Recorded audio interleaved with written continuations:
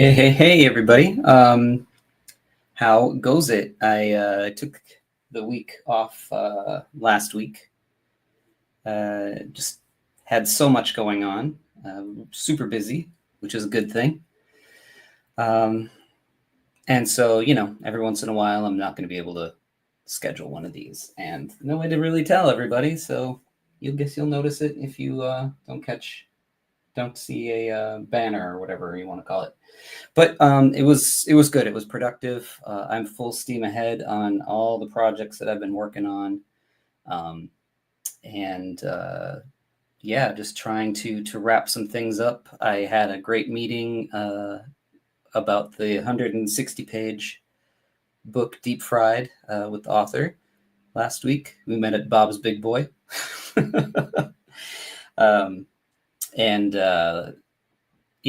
We figured out what we're going to do for the cover and all that stuff, and how to kind of figuring out how to move forward with that. I did. Let's see. Well, let me pull this up. I can just show some stuff I did this week real quick here before we get into some other things here. Let me just pull this up to the main screen. You don't need to see my dumb face. Did this zombie design for a story that I'm working on right now. It's going to be in an anthology. So did a lot of looking at the designs of William Stout for his designs that he did for Return of the Living Dead. And then I kind of looked at a lot of mummies and, just some different versions of zombies that were drawn in The Walking Dead. Not really from the show, but I wanted to kind of take a look at some of them from the books. And I was really happy with how that turned out, like his weird neck and, exposed trachea and stuff like that. I got that from, I think, a mummy that I saw. How the trachea kind of was exposed. So that was fun. I finished this cover for another book that I'm working on. I'm trying to lay out issue 4 right now. So this one I think turned out really well, and they were super happy with it. So I'm just trying to find a moment to get through some other stuff. And this is from a secret project that is not announced yet. So got that inked, and every day I'm getting another page of that done. And then in the world of books that I've been checking out, this landed on my doorstep like an hour ago. So I thought it'd be kind of fun to check this out. This is the Colossal edition of Conan. It's got some really great stuff in here. You can see. Yeah, this is so cool. We get a little bit further in. You got a huge section of John Buscema stuff, Gil Kane, Barry Windsor Smith section. And then they break it down into kind of smaller sections where you got Art Adams, you got Neil Adams in here. Let's check something out here real quick.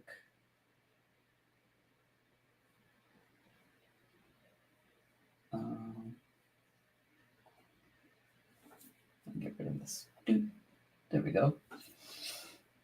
Where's the chat on here?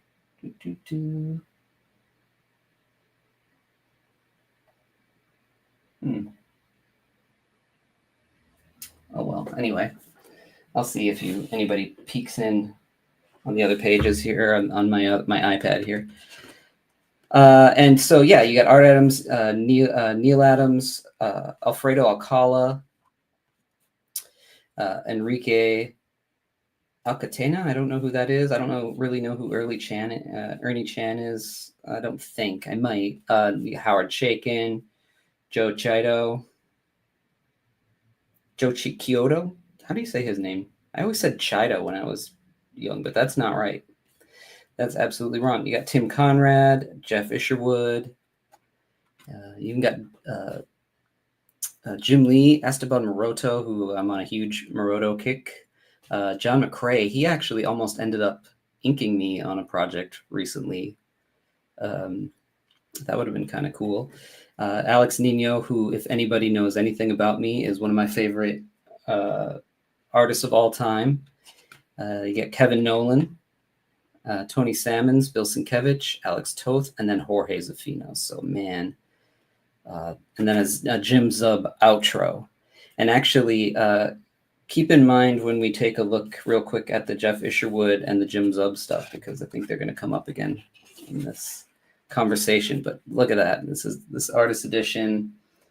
It's about as close, I think, as I can really get, unfortunately.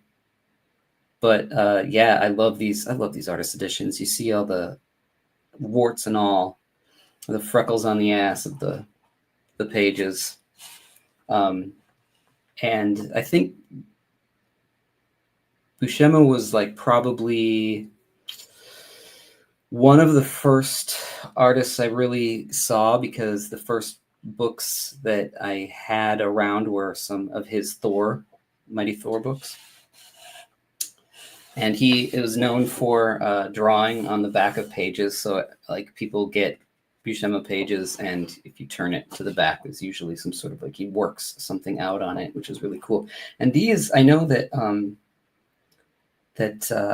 Alcala did a lot of inking, or at least some inking of the Buscema Conan stuff, but this all seems to be him. It was probably from Savage Sword of Conan that they worked together, and I think this is just like the regular comic that this stuff is from. I'm not exactly sure. I'm not a huge Conan guy, but I wanted to have more Conan. I thought that what I was getting was like an omnibus, and that it came and it was a artist edition, and I was like even more psyched. But yeah, just the way that he draws women and stuff like that, you know. Obviously, he was very inspired by Kirby, but he was really his own thing. And he would even say all the time, like how, you know, he was just kind of doing Kirby, but he really did, you know, he was his own thing. And still, like to this day, there's like a drawing of Mephisto that he did where he's sitting in a chair and you just feel the weight of him and the power. It's just amazing. I love how you can see the screen tones on this stuff. So cool. That amazing. You can learn so much by looking at everybody's inking techniques on these things too. You know, working all week long, inking pages every day. You know, I'm not in a bullpen. These guys were. They were looking at each other's work. There's so many more lines than and thin lines with the brush than I would have anticipated. This like strange, like I don't know if the glue yellowed or if it is just yellow. It's just very strange that the screen tones would have done that. Here he would have used a sponge. Oops, like this to get that effect. Great screen tones. So yeah, there's a bunch of, this is what they used for the cover of this spread. A bunch of his stuff, and then you get into, the further you go in, then you start to get into, he's got such a huge area here, and then you get into the Gil Kane stuff. I think this is the Gil Kane stuff. Yeah, it feels like it, unless it's somebody just really inking John strangely. Maybe it is actually, that face looks like. Here we go. Oh wait, no, this is Barry Windsor Smith now. Here we go. That's the Gil Kane stuff.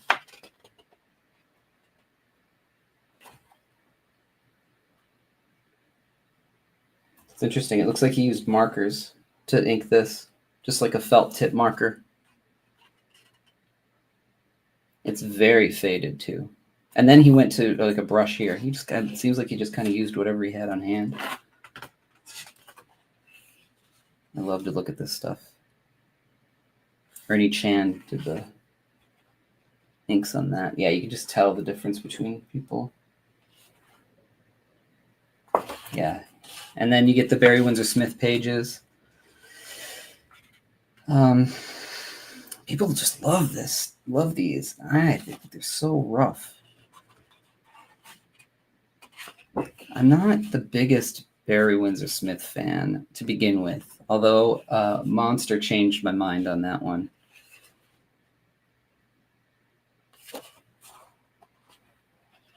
I just never really liked his faces, to be honest with you. And let's kick it up here. Go past Barry Windsor Smith. And then we kind of go into, these are cool. He had this textured paper that he kind of used, inked over the top of it, and then I'm not sure how that looks like ink over the texture. Must have spread it somehow. Interesting. And then you get some cool, Art Adams, obviously one of my favorites of all time. Art really just hit the ground running from the get-go with his style. You get a little section here with some Neil Adams. Neil Adams is, you can't deny that the man could draw. It's a little too, I don't know. For me, it's too mature, I guess, or something. I don't know. Looking at it when I was a kid, I would see Neil Adams stuff and kind of go, yeah, this is more. I don't know what it is. I love it. Now as an illustrator, I look at it and I'm like, wow, this is friggin' amazing. But I don't know, for some reason, I don't always love it. And then here you got Alcala. This is a great Neil Adams watercolor here.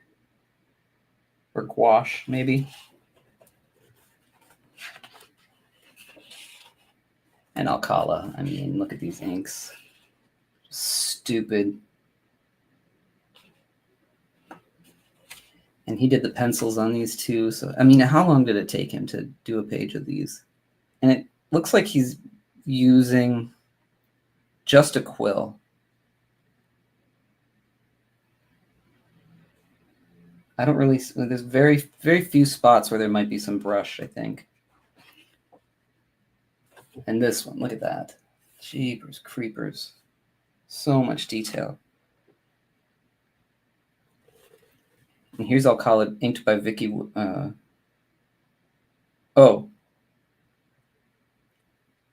This is Enrique Alcatena. Or Alcatena, is that how you say his name? This is really cool. I don't know if I've ever seen his work before, or if I have, I haven't connected any dots. This is really great.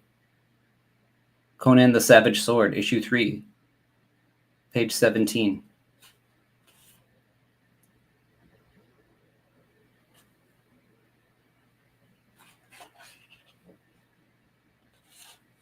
Howard Chaykin, this is cool. There's Ernie Chan here just by himself.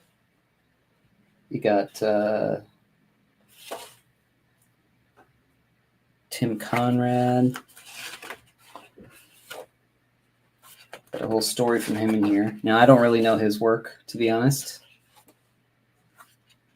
A lot of alcohol marker being used to get the tones, looks like. So here's Jeff Isherwood. These are really cool. He's from 1987. Again, remember him for when we move on today. And here you get some Jim Lee, Scott Williams. Two, Jim Lee and Scott Williams. This is really cool, this bear. And then you got Esteban Maroto, who's, one of the greatest. Loved how he just did these super simple line backgrounds to tie the shape together. Again, I don't really see. I mean, there's some brush in a couple spots, but unless it's no, looks like it's almost all quill. And here you get John McCrae.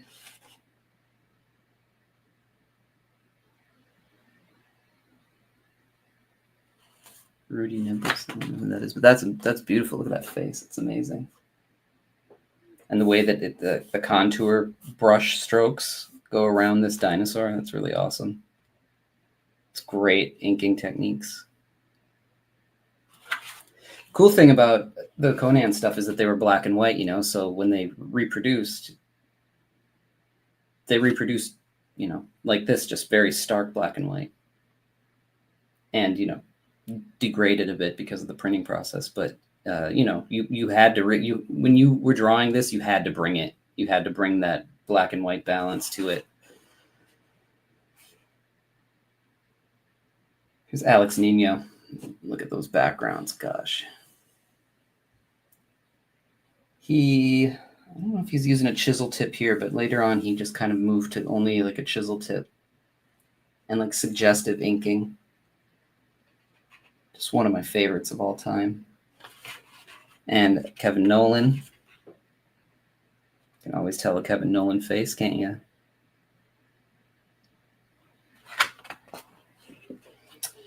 Here we got some Tony Salmons, and it looks like it was done on Duo Shade. Very faded, but you can tell it's like lines one way and lines the other. I wonder, it's too bad that this stuff just deteriorates. You get a Sienkiewicz and a Toth. Toth also not known for doing anything that was archival, so a lot of his stuff is faded and lost. And then you get into this Jorge Zafino stuff, and jeepers criminy. Talk about a master. And his career was way too short.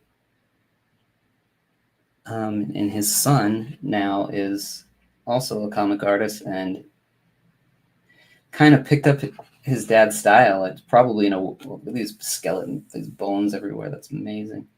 Probably I don't know. I mean, I'm just projecting something here, but it probably was like in a way maybe a way to connect to his father, because I don't think he was very old when he died. Picking up the style and picking up comics and stuff like that. And then because his son's style feels a lot like that, So that was a really, really cool thing to plop on my doorstep today. And then, by the way, don't forget to please hit that like button and all that biz if you're into it. Zafino was 43 when he passed away. Yeah. Yeah, this book just showed up today. It was a Zoop thing, and honestly, I thought that it was going to be different, because I had remembered ordering like an omnibus, and my wife and I went to a bookstore that opened down the street recently, and when we went there, they had this giant omnibus with the covers that I thought that I ordered, and I was like, oh, I guess I must have canceled the order or never got it or something. This showed up today, and I must have changed it to an artist edition, because I definitely would have if they had it. It was so long ago that I ordered it, and I'm so glad that it did, because it has all my favorite friggin' artists on it. I read this week, so I tend to read a lot of my stuff. If I want to just check it out, I'll do it on the Hoopla app, because I'm in an apartment in Los Angeles. It's like I don't have a big storage facility or even a regular old garage. So the new Mike Mignola, Bowling with Corpses, is out, and man, he is just proven time and time again that he is a master. It's sort of this strange little world. Starts out with this kid who's literally goes and is bowling through corpses, but just the way that he kind of just suggests things, figures and skeletons and ghosts and stuff like that. It's almost like he's leaving an impression, and in that way, it feels haunting, which is perfect for a ghost story. And he's very graphic and designy, but everything is exactly where it should be. And of course, you know me, I'm quite the opposite. I am Mr. Detail. So it's there's a lot for people that are into making comics to learn. And of course, Mignola is really about atmosphere too. So he's just, I don't know. There's a tone that he strikes all the time, and then you get these odd things with like this duck is talking, and he, from what I read at the end of it, so he doesn't really connect to other characters later in it. There's like a series of stories, none of them really connect that I could tell. There may be some here and there, but he goes, from this bowling with corpses story, he then goes to this in the beginning and tells like the time before time, this almost Lovecraftian mythology told by this ghost zombie character that is a librarian, I think. And now this raven is talking, telling more of the story, and then it goes into sort of just keeps going into all these different stories. And so from what I understand from reading it, there will be more. It's a pretty solid book. I'm actually going to reread it again because I loved it so much, and I hardly ever go back and read things more than once because I just want to make sure that I absorbed it all. And I'm also going to go then and buy this. So, the beauty of the Hoopla and library apps like that is you can read it for free. And if it really strikes you as being something worth having and taking a closer look at, you can go and buy it. And I think that's brilliant. I don't do it often. I don't go and buy them often because I'm a super snob. But it was a great story. And if you're a fan of Hellboy, the sort of world building and mythology stuff that is kind of the basis for Hellboy, and then it's the BPRD and all that stuff around it. This is more of the just like the mythology kind of stuff and world building, because I think it's not. I don't think this is even Earth that he's dealing with here. Let me see. Get that back. All right, so let's move on. So, got a commission, and I'm very excited to work on this one.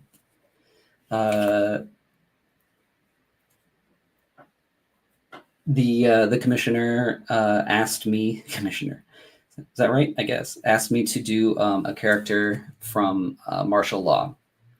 Sent me the copy that I could look at too. So I'm very, don't worry, I'm not cracking the spine or anything like that. So the character is, let me grab this paper anyway. Just stick it over here. So this is Lynn. This is Martial Law's girlfriend, and she is cosplaying as Celeste. So I don't really know a whole lot about martial law, but Kevin O'Neill's artwork always was something that really stood out on the stands. It always did. and the character with the the leather gimp mask, and it's like what is this?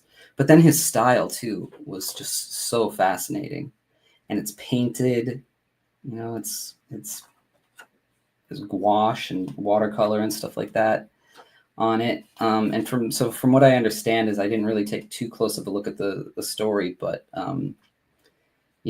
the martial laws, I guess it's like his secret identity is dating this girl who they're protesting this superhero,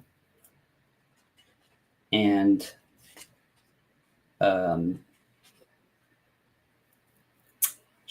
so she dresses as the character, and then some bad stuff happens with this crazy looking guy. That drawing is amazing. So yeah, he just asked me to draw her in the cosplaying, I guess you would call it, at a protest as that character. This is so cool.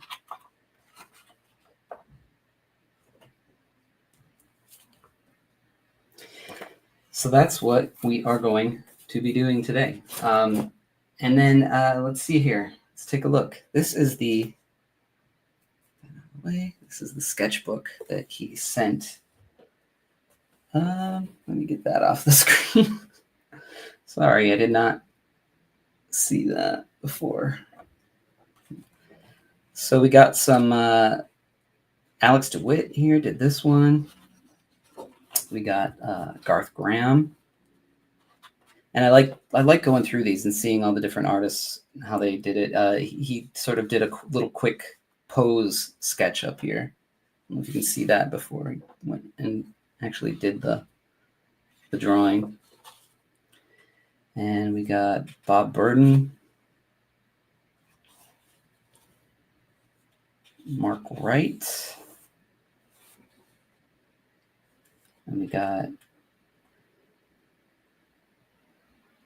Chris Mirinen. I like that. It's neat. We got Jason Flowers. It's she was like the lab assistant in let me see, why did this go wrong? She was like the lab assistant in Weapon X, right? You got a James O'Barr.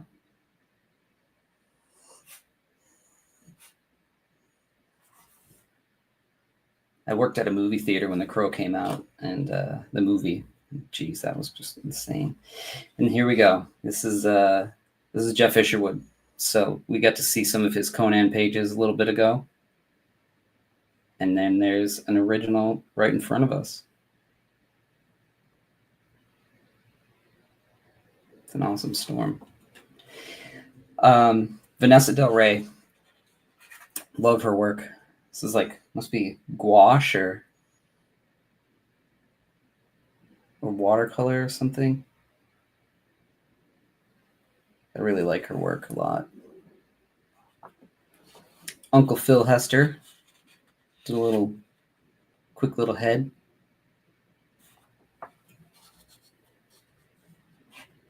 And then you got Jim Zub. I didn't even know Jim Zub drew. I had no idea.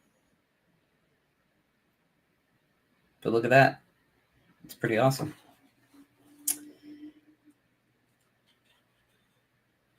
And then you got Sal Velluto or Velluto. That's cool.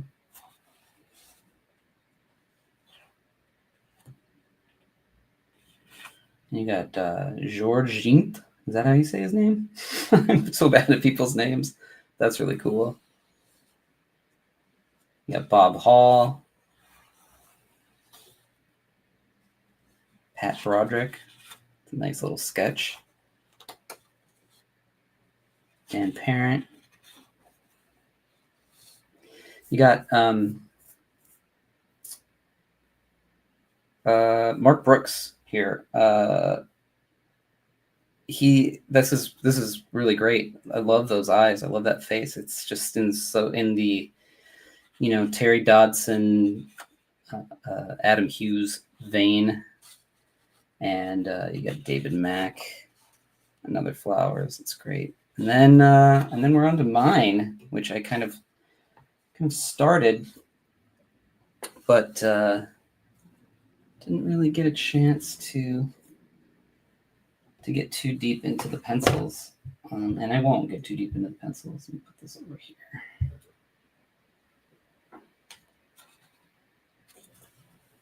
And kind of maybe pull in a little bit so you can see. This thing sucks. Woo! Too far. All right. So that. Let me get her costume out. I always like to try to go like an extra step or 6. So probably try to do a little background, maybe do a little splash of color on it before I send it back to you. I'm so glad that you were able to make it here to actually watch the birth.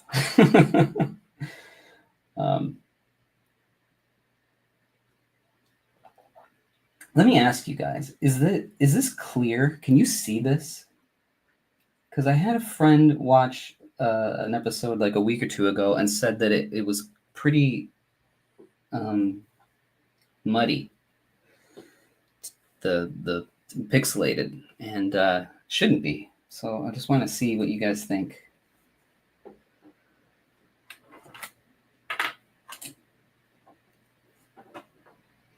Looks clear? Okay, good. Good. All right. 2.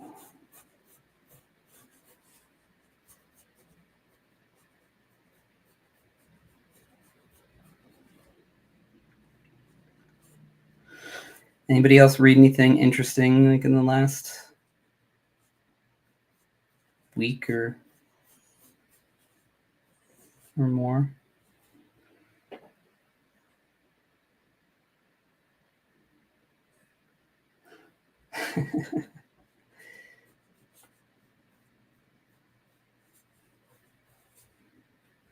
I was supposed to go and pick up my pull list today.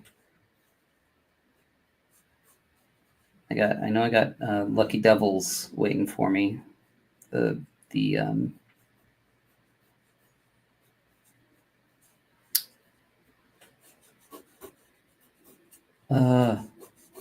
Charles Sewell and Ryan Brown book.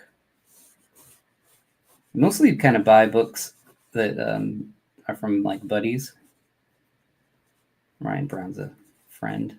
So.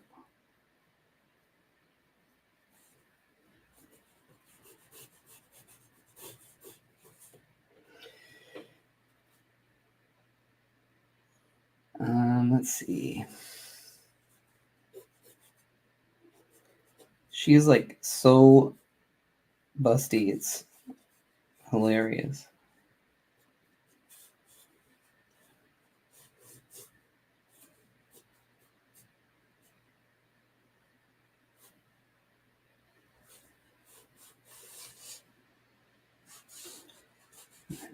Up here.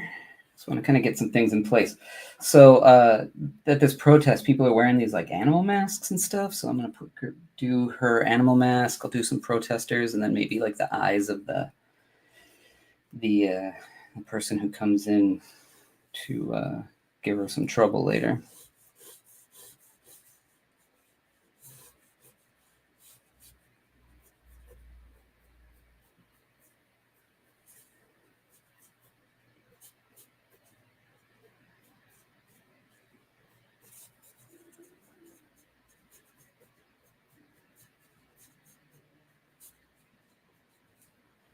I hardly ever pencil on this on the channel, so.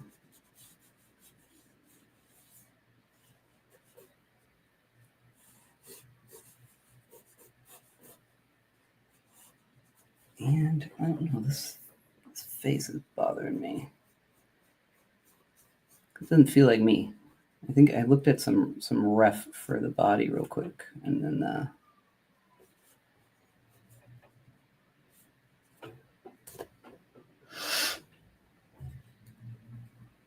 if I look too close at it.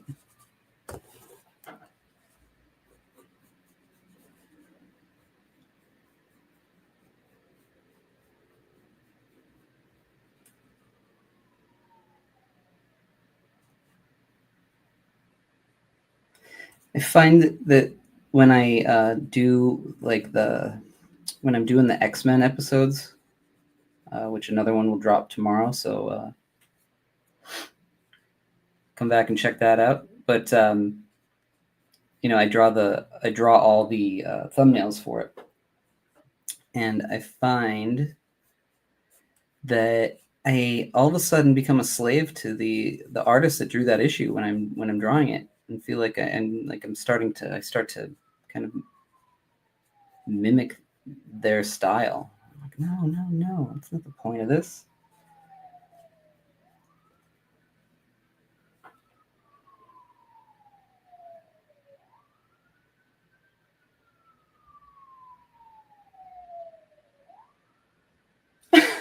yeah, yeah. Yeah, so in the early, you said earlier in the issue that she complains about the hero and talks about this the size of her press, and then this is actually her in it in the cosplay, and she's also of similar endowment. That's pretty funny.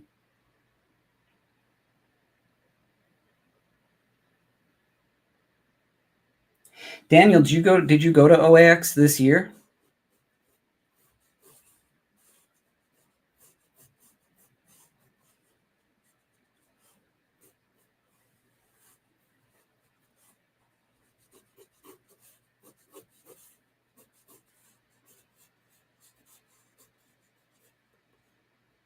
Oh wow, that's great.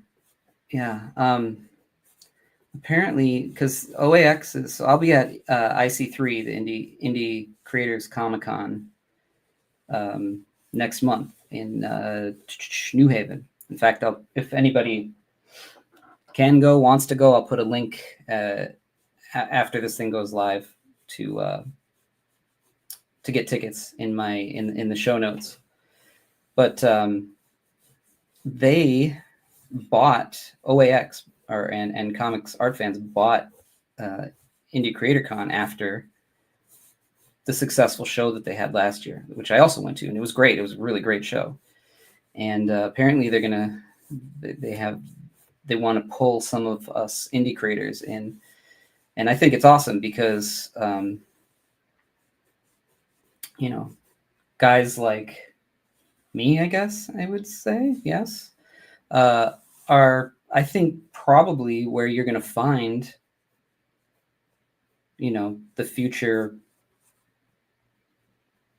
whoever is the next hot artist to collect. Yeah. Yep. Yeah, I had a meeting with Kazra and Matt not too long ago, and yeah, it was a really great meeting. I feel like it's in great hands too.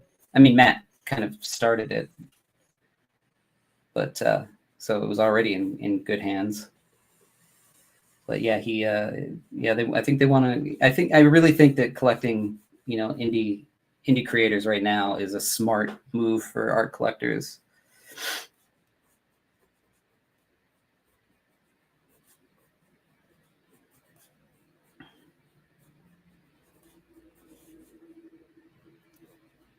Speaking of,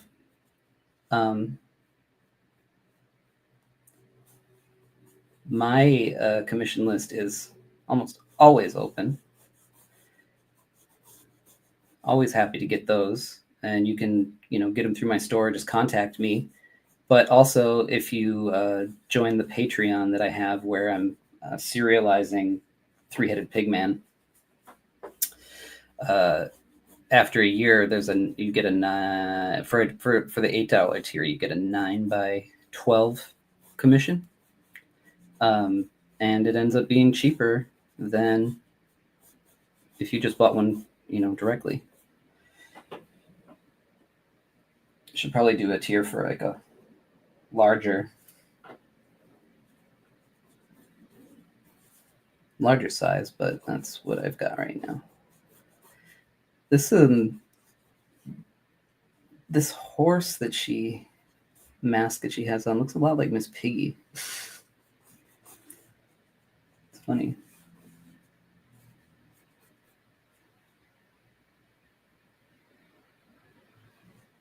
All right, so she's got this mask that kind of comes down here too. Do. And there's some stars on it. So I gotta get those.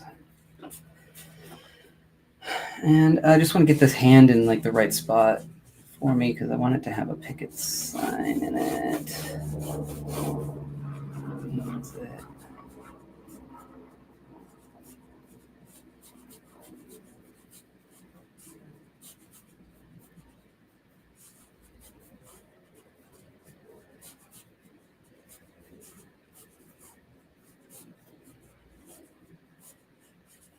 Yeah,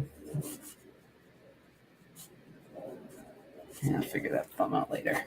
Anyway, all right, let's do it. Let's get inking. Messing around.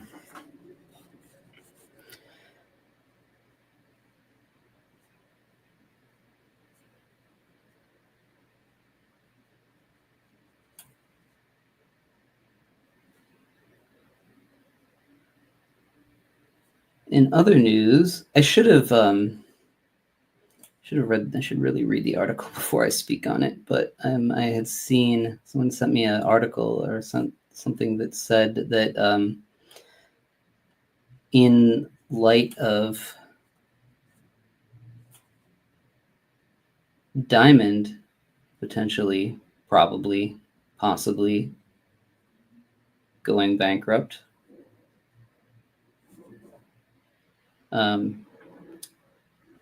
a lot of the smaller indie comics and indie presses are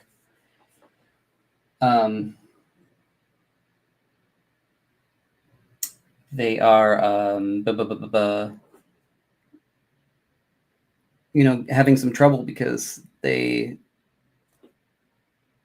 distribute through Diamond, and Lunar is so far not really responding to them. And so Massive said that they're going to.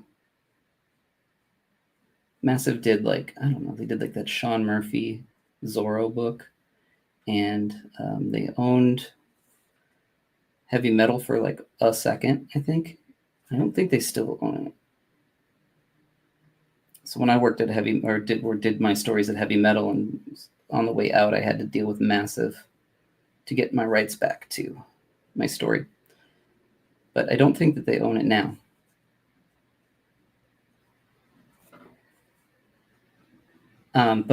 So Massive is doing some sort of initiative now where they want to they're going to have indie publishers and indie creators submit their work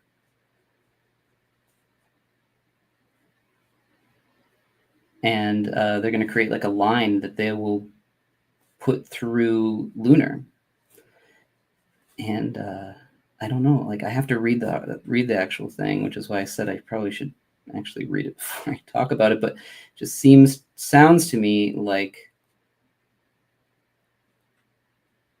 my guess is that creators are still going to be paying for their own print runs, and then you're going to have to give Massive a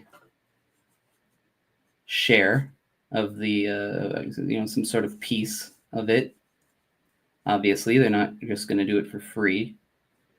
And then Lunar has to take their cut, and then to go to the stores, obviously the shop's got to make money too. So indie creators, from the sounds of what I had just seen, would be left holding no money whatsoever, and that seems kind of weird. But I think Massive owns Whatnot, right?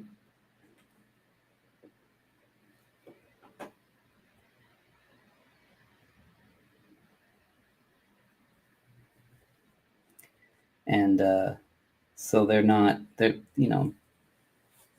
just some small press thing just being kind. I think they're like it seems like they're like more of a corporation who saw that all these indie creators are trying to solve a problem, and they're going to come in with what sounds like a good idea, but it might end up screwing a lot of people, from what I can gather.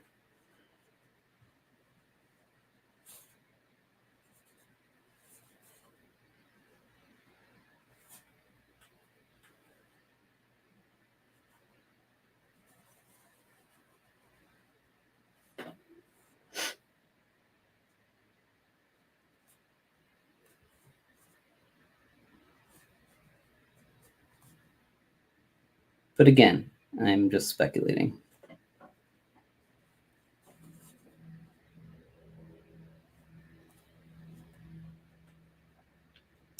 Is that supposed to be a pig mask? Yeah. There's like some other characters here that are wearing pig masks, maybe just a different style or something. Almost looks like a horse.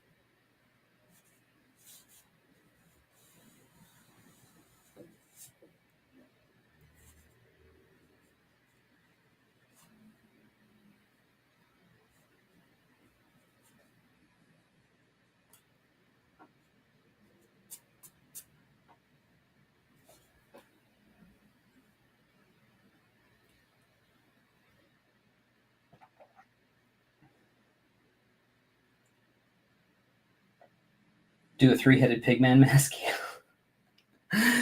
Yeah. Man, why did I not think of that?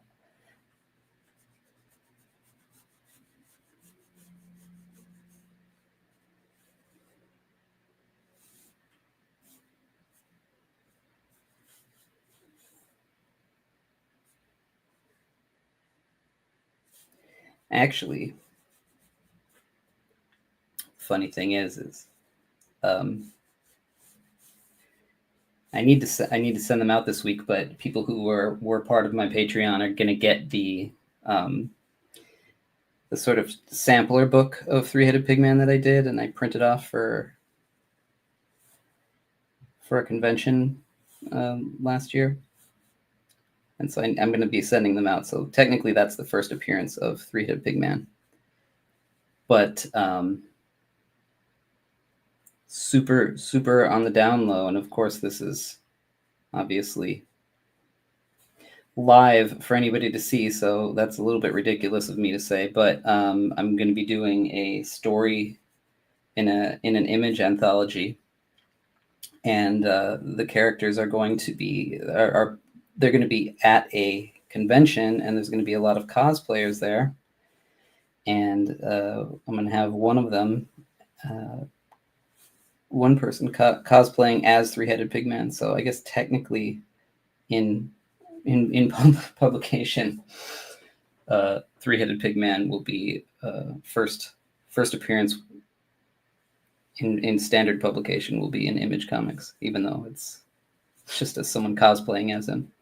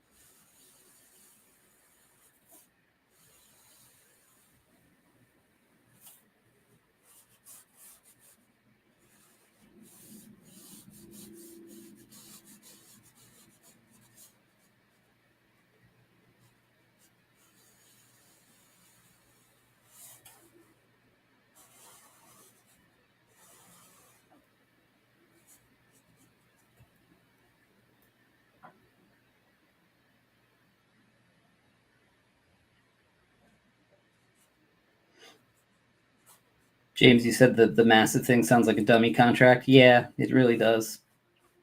Again, for the millionth time, I could be wrong, but I doubt that I am.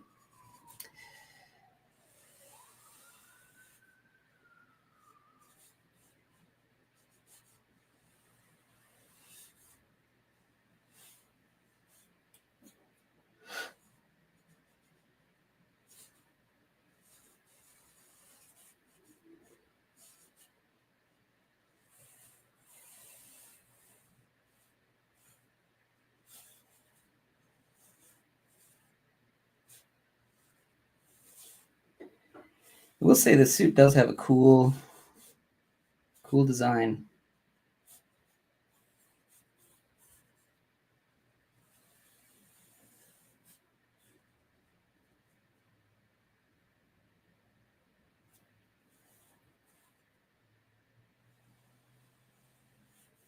This double eagle head thing.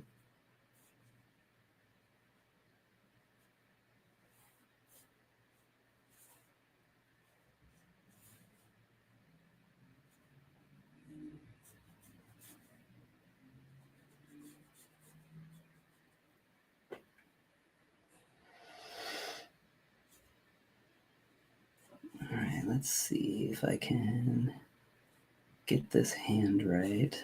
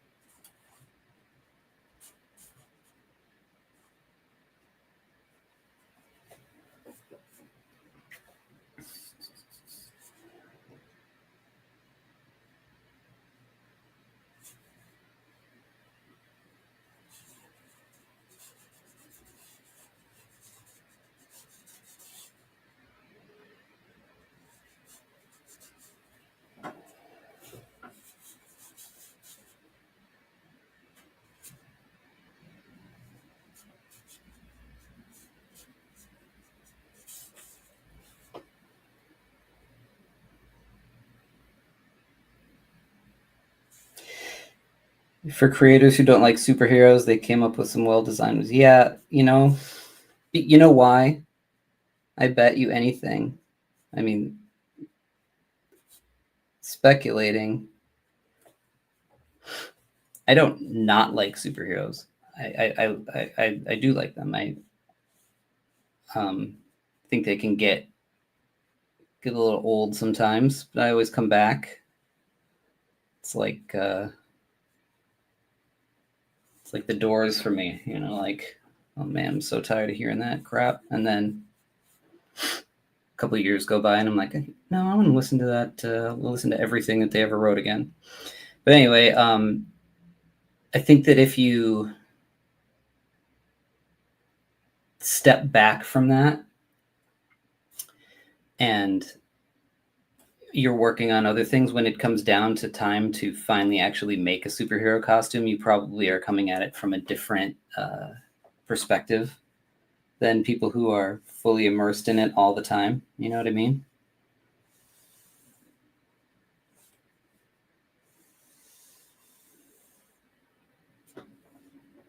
So the cut of the jib's going to be different, so to speak.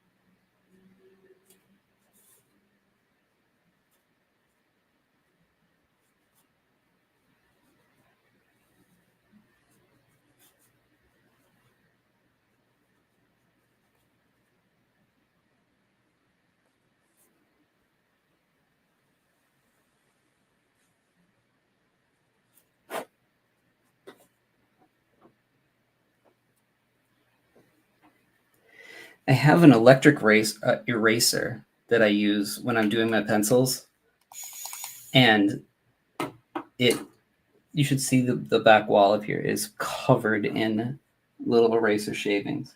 I need to get a good way to get rid of those.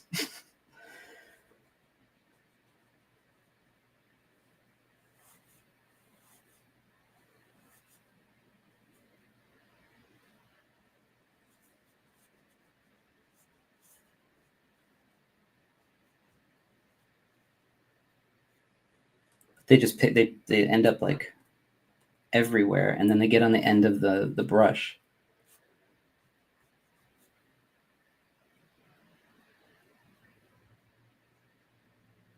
I had got one of these little like oh, where the hell is it?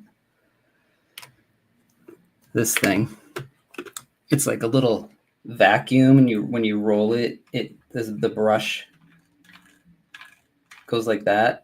But it's got these rubber wheels, and I feel like it's picked up the pencil and stuff like that. So when you're rolling it across, now you're just gonna get like a bunch of pencil marks or even ink.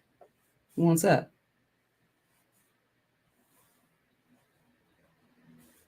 I'll probably have to pick up a little like it's called Dustbuster or something.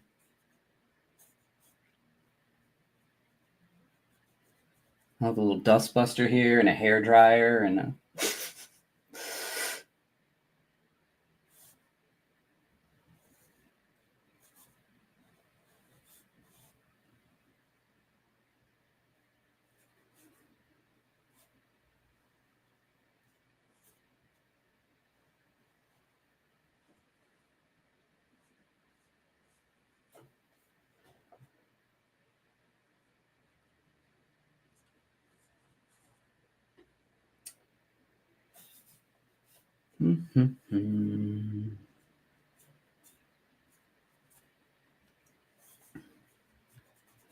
hand would go there.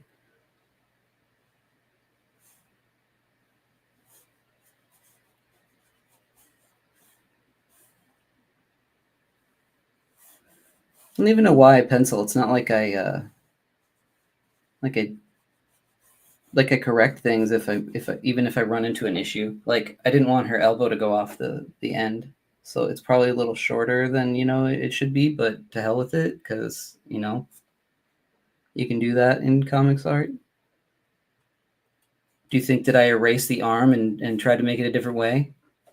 Why did I even bother penciling it in the first place?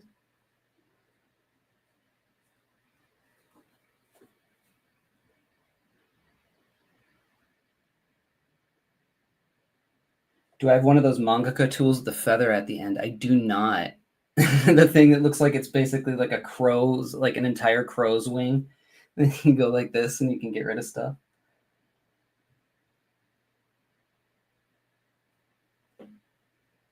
You've been using a 2-inch brush to get rid of stuff? There's a 2-inch brush. Doesn't look like I have one right now. They're small.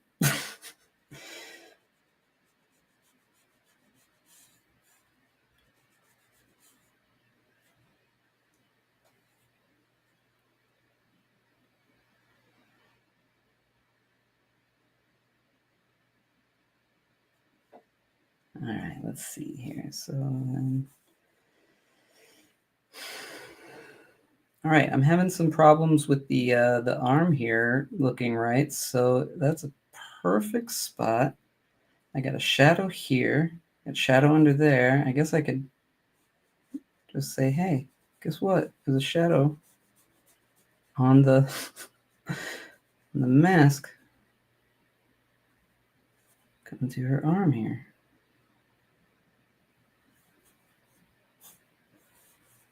Would you look at that?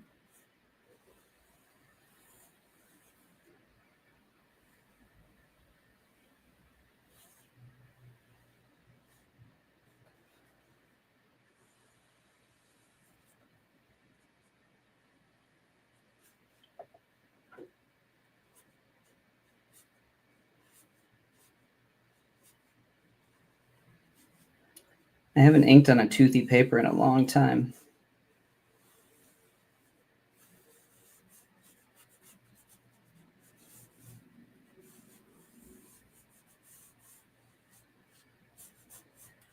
I like it because you can get a dry brush effect without having to have your brush dry.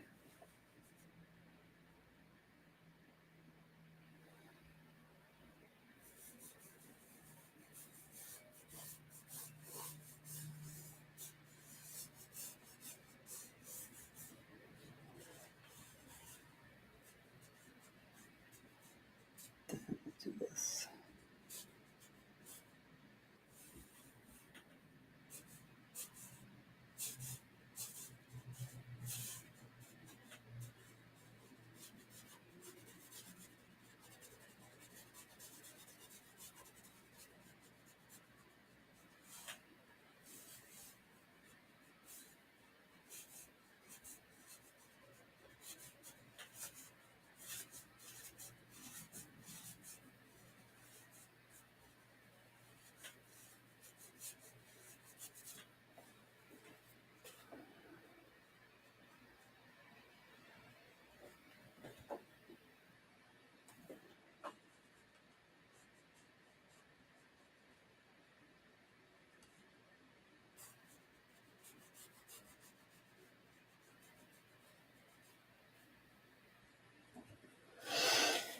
This hair is wild, so let's see. It kind of goes like.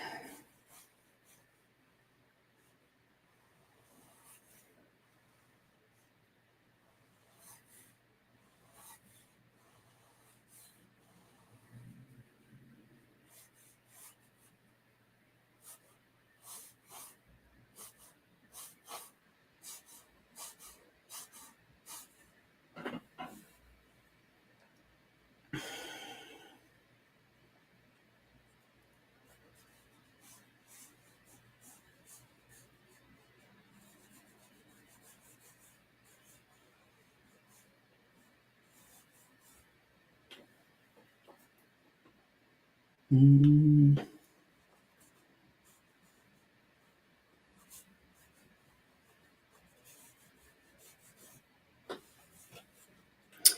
I did an interview with Steve McGardle, who did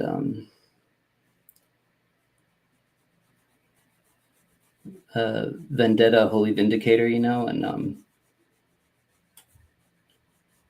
he's got a character called, was it Arsenal? Is it called? And it's got a crazy mohawk. I've never seen anybody draw a mohawk the way that he does. It is awesome. It must have taken him forever to do that mohawk.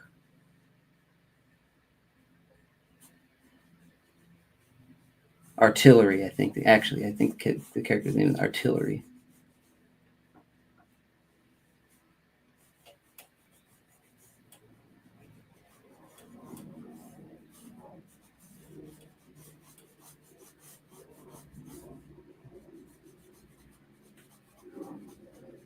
He draw every line in the mohawk, and then the top of the mohawk, like the end of a push broom. He draw every little like top of the hair, like stippily. It was impressive. It did look really cool. Does look really cool. I think that the next issue of that book is coming out from Floating World. I think it's in previews right now.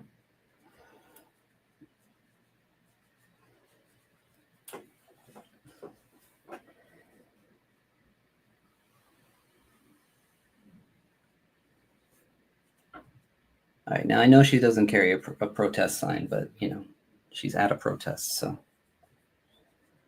we're going with it.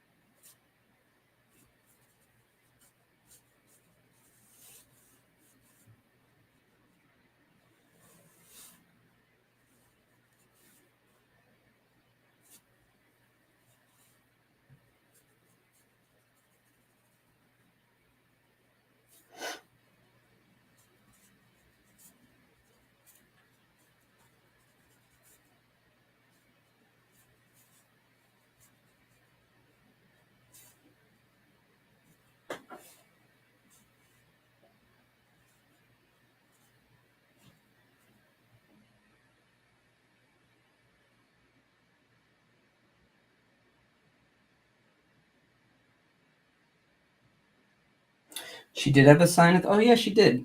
Ban star hordes. It says.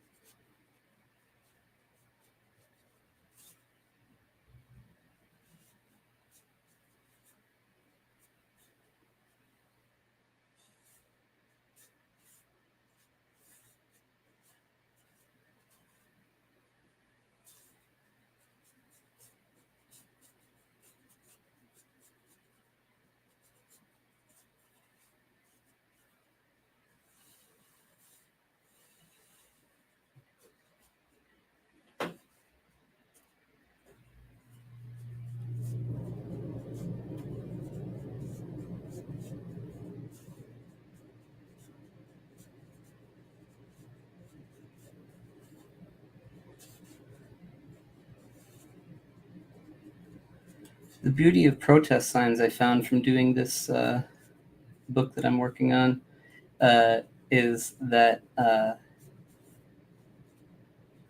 you can dash it off the lettering as fast as you want because usually written with magic markers and with passion.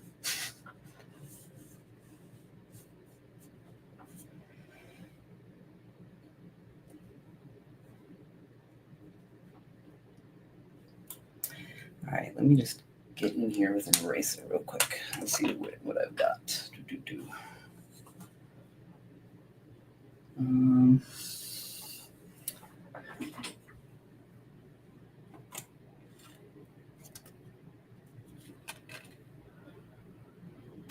Eraser. Don't need erasers around here.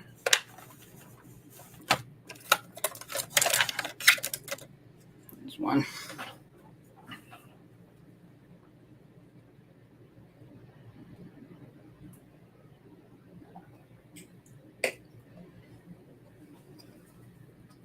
All right.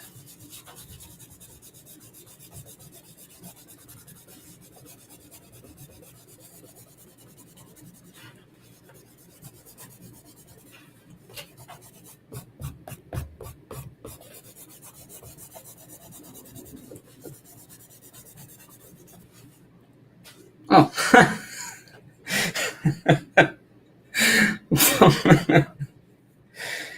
Oh man, what an idiot. Why didn't anybody tell me? Sitting right on the page the whole time.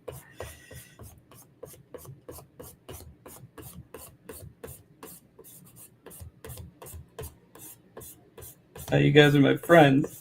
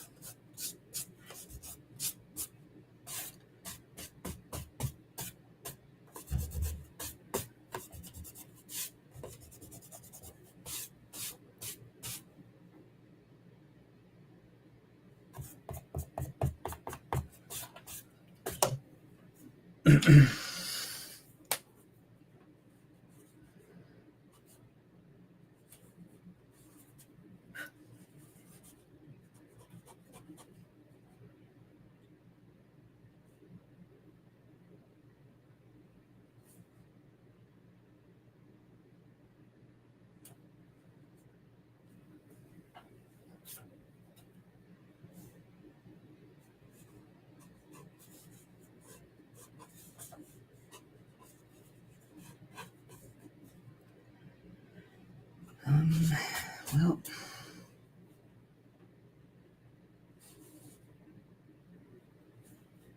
time we got 3:16. All right, don't have a crazy long amount of time left.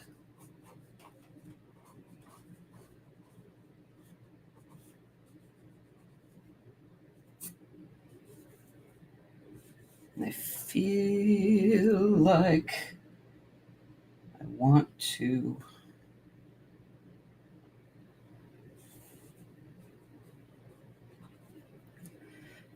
hit this with some color too, maybe even. So, but I won't do that on screen because that'll take too long. I'll have to find another time to do that later today or tomorrow.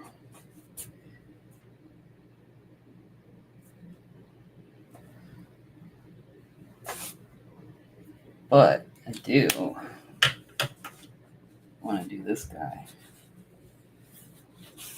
This book is just bananas. I really need to track these issues down.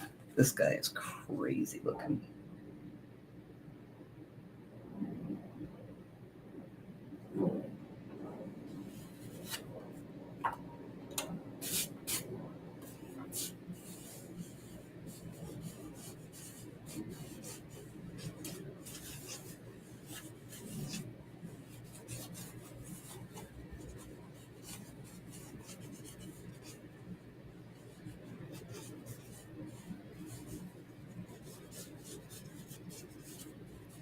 And like the weird textures and stuff on him are right up my alley. So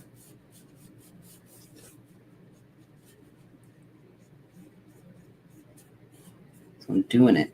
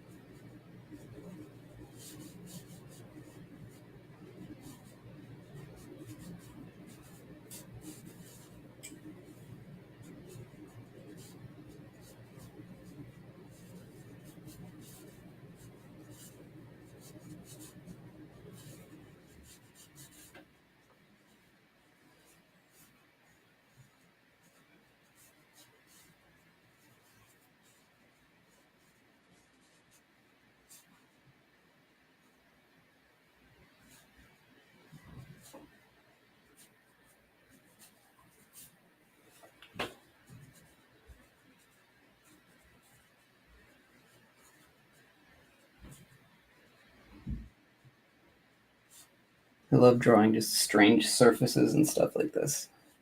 Weird textures. It's like I don't know, like blisters and veins kind of thing on him. Wormy, brainy.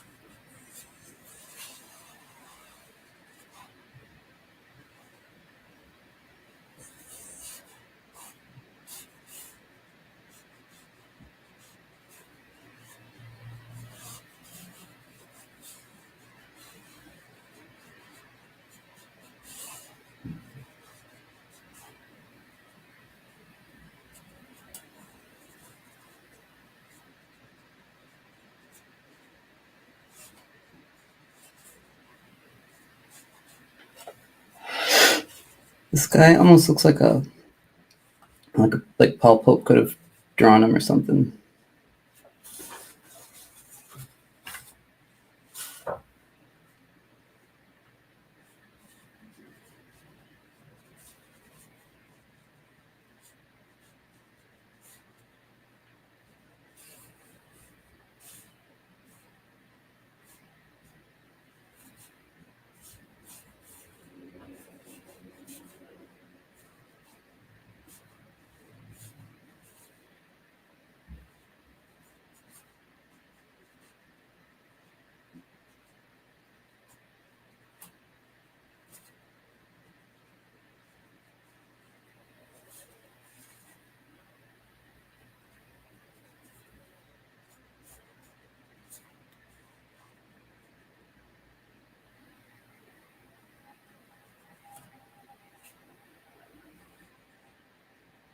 Oh, and I see even his actual skin has like these pustules and stuff on him.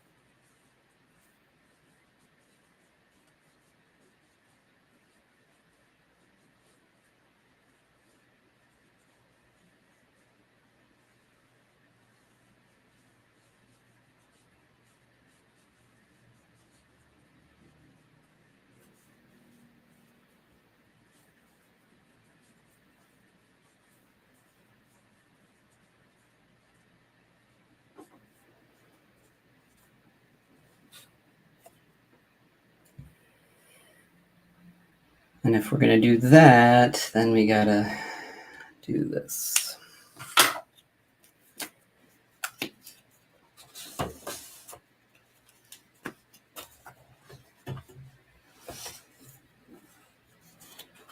Make sure this is good. Okay.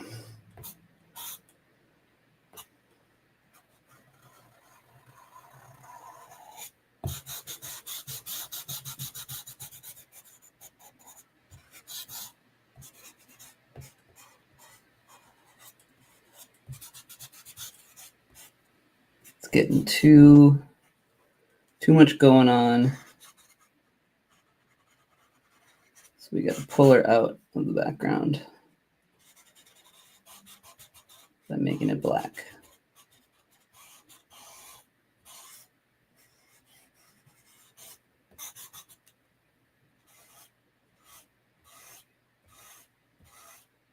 Oh, shit.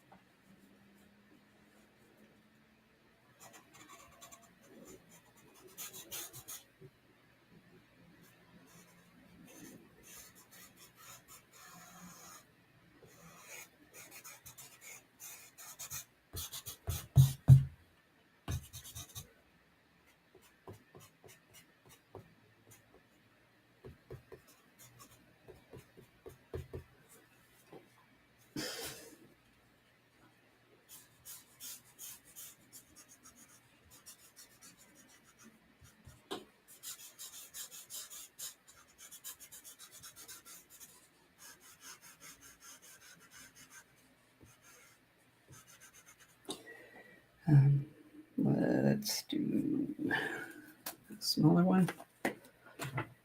So, woo-wee.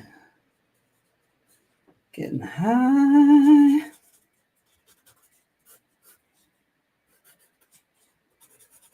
Sharpie, it's the good stuff.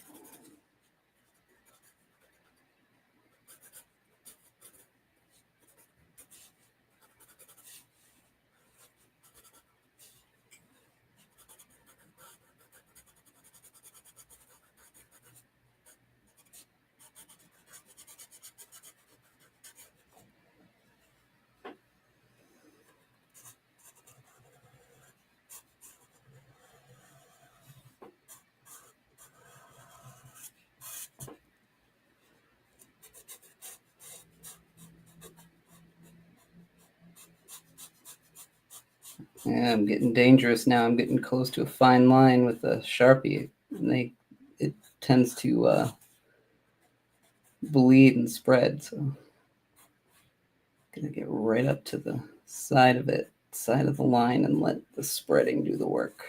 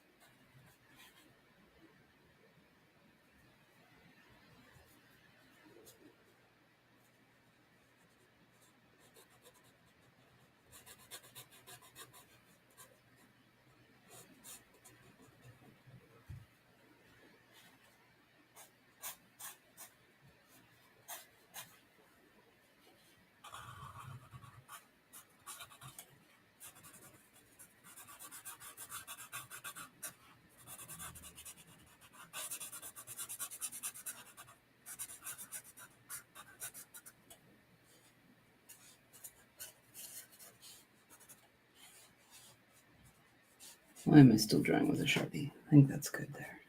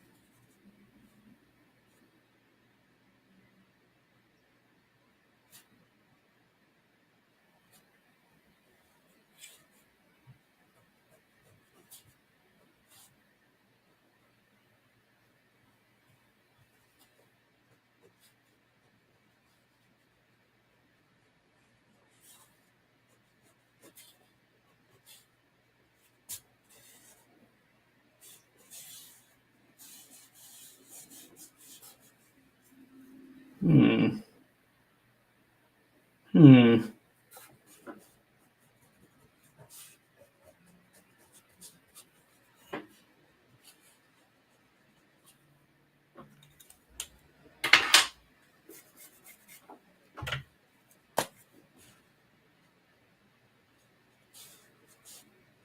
We're not messing around here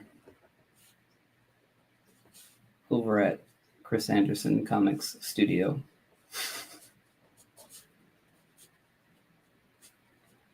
You want a quick sketch?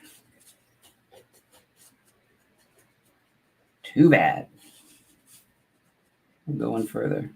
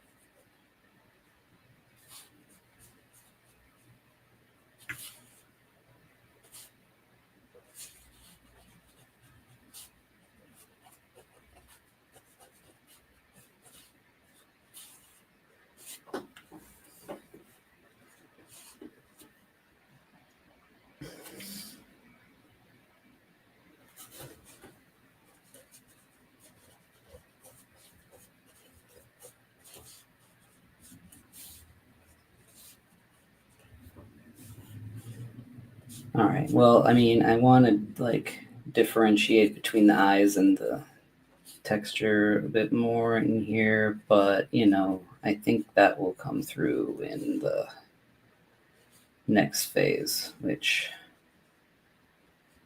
ain't happening on screen. Gotta have some surprise, right?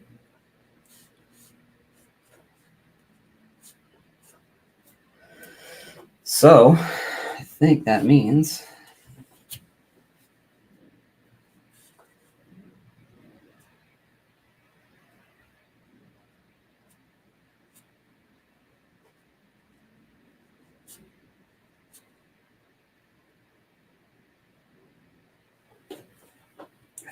we're good for now. There you go. So we got dude staring, hovering, and I'll probably push him back, make him like a little more faint. Got a couple of these pig mask people in the background, protesters. She's holding a sign. She's got her weird horse pig mask. And then I'll add a little bit of color. And that's it. Yeah, no problem. You're welcome very much. I will get this probably in the mail in the next 2 days back to you. So thanks for trusting me with this. Wow, this is just such a cool book. Can't wait to see more of it in the future. David Mack looks like he drew that with a stick, and I love every bit of it. Such a good book. All right, cool. Well, next week, hopefully, fingers crossed, same time, same channel. And until then, I guess I will see you all later. All right, bye.